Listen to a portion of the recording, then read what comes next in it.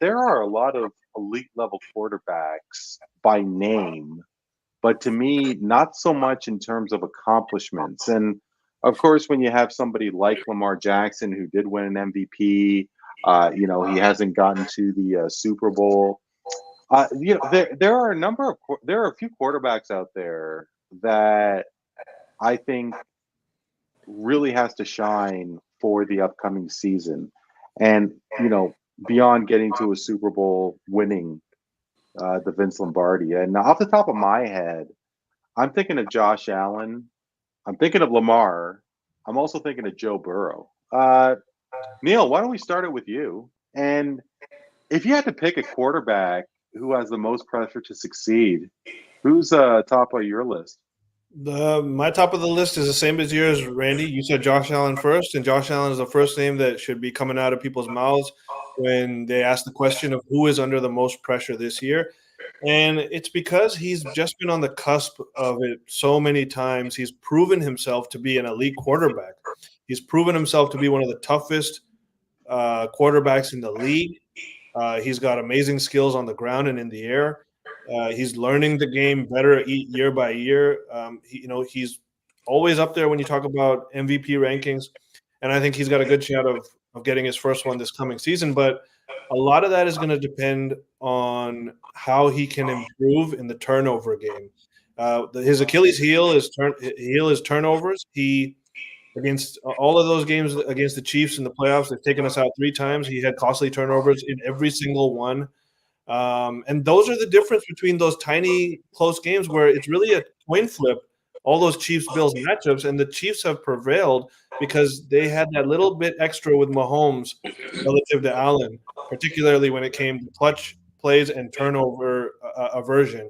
And so if Josh Allen can cut down on his turnovers, continue learning the game as he has been while staying rock solid as like an aggressor and a tough kid that loves the game of football, I think he's going to do it eventually. But it's been disheartening that he's had a few really good chances. He should have had a trophy by now, in my opinion. So he would be the one that's under the most pressure, in my opinion. And I have another name. I have another name that I won't say because one of these two guys may say it. Okay, so why don't you wait till the end? It's not the other 2 quarterbacks you said. It's not Lamar and it's not Burrow.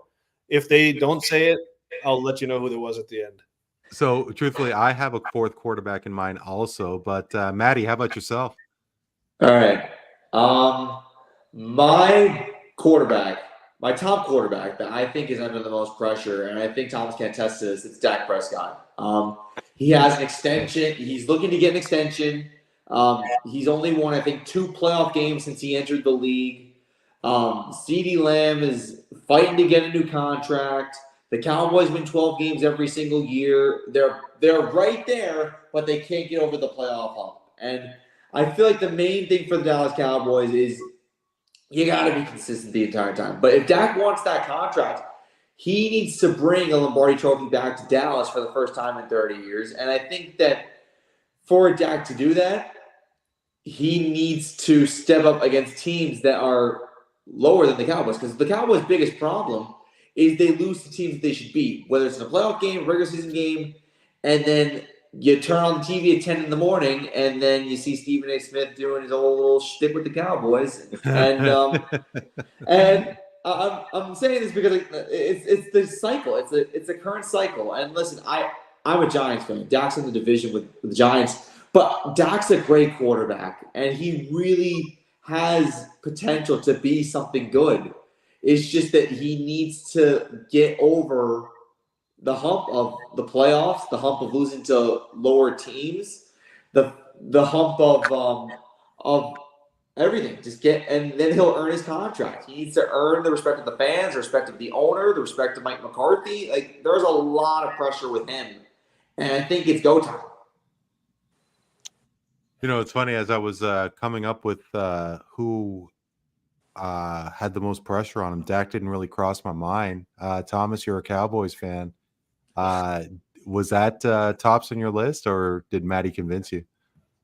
He wasn't on the top of my list, but he definitely is in that conversation. He had everything.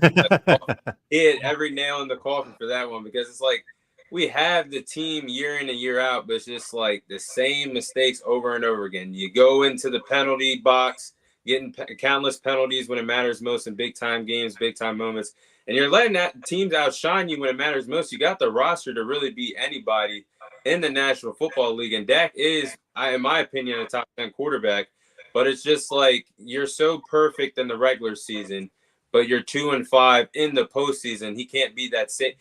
I honestly think he's a Tony Romo 2.0 when it really comes down to playing in the playoffs.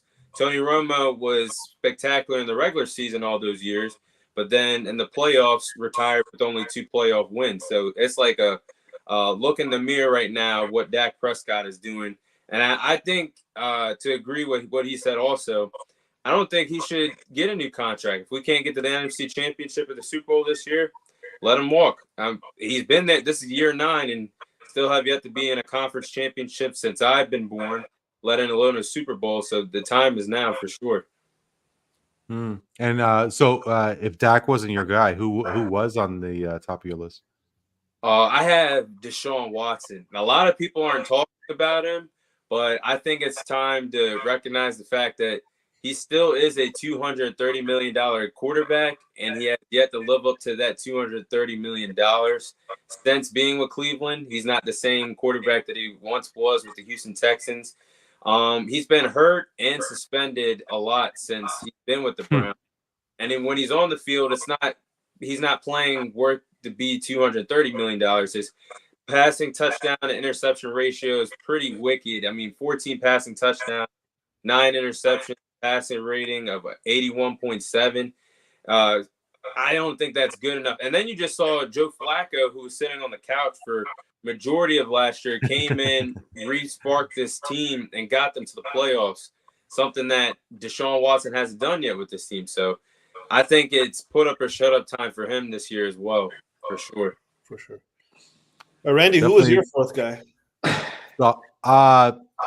So obviously Dak and Deshaun Watson are great picks. They're probably better than who I also had in mind was Justin Herbert. Oh. I mean, again, like I said, I'm not the biggest football guy, but I just kept hearing so much hype about Justin Herbert. And have they even won a game yet? Playoff game yet? No. The Chargers? No, they came They close. haven't. I think They San came Diego, close. Jacksonville came back in a legendary comeback against them. Yeah. Like they were down by like 27 points, and in the second half, Jacksonville came back. I think it was Jacksonville. Yeah, it was Jacksonville. Yeah. Yeah, my 4th was actually I was going to say Aaron Rodgers. And the reason I say Aaron Rodgers, because the reason I say Aaron Rodgers because this guy's a legend. This guy's considered a top 5 quarterback of all time by many, but he's got one ring that happened 14 years ago. All right. He's kept on getting bounced out by like the Niners in the playoffs. He always had these tough exits. Only went to, I think, did he go to another Super Bowl and lose? No. No. So he's only been to that Super Bowl. And so now he goes to the Jets, big money deal, injured on the first play last year. I mean, he just won an MVP 3 years ago. This guy still has ability, strong ability. He may not run as much, but now he's in a big market, New York, a team that they were a quarterback play away from being really damn good last year. And everyone's looking at him like he could be the difference maker. And so that is a lot of pressure in a big market like New York for a guy who hasn't won the big one for many, many years. So, yeah, I'm taking a look right now. Okay, so when did Aaron Rodgers start his career? 2005. Yeah, but he spent 4 years on the bench behind Favre. Yeah. Sure. Okay, so it's like Jordan Love. 2010, they won the Super Bowl. Yeah, that was the one and only time that Aaron Rodgers made the Super Bowl. Wow. Yeah. I'm surprised. Okay. I mean, I guess obviously with Aaron Rodgers being is he 40 yet? He's 40. He's 40. He is 40. Yeah. So yeah, I mean, Father Time has definitely caught up to him. But how many MVPs has he won in his career? It's like 4. 4, yeah. So I mean, he's definitely got the his ticket stamped to Canton. For sure. But yeah, no, I mean, I guess there is some validity to that, Neil. Yeah, well done.